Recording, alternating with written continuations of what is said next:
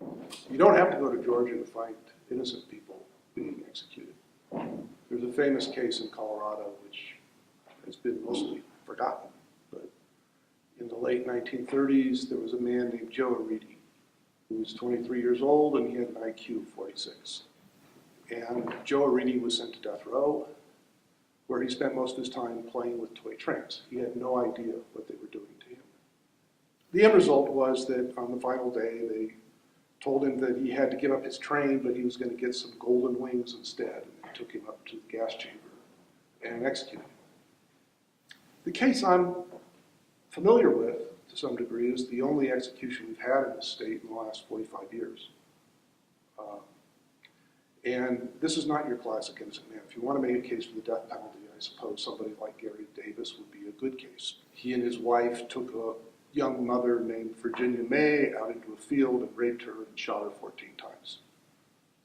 Colorado, not having done an execution for many years, had a lot of work to do. And what was fascinating to me was how we try to normalize this procedure. This was something that hadn't been done in Colorado in years, and they were trying to make it seem like just another bit of business. And they kept referring all day long to the protocol. The protocol is being followed. The protocol is on schedule.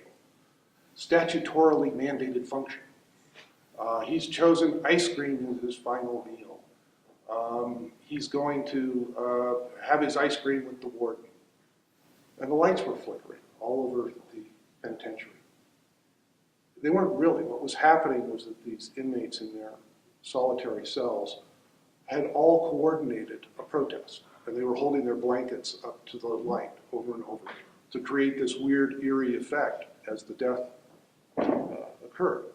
And it was their attempt to communicate to the media, their own outrage about this, and their sense that, these are human beings in here.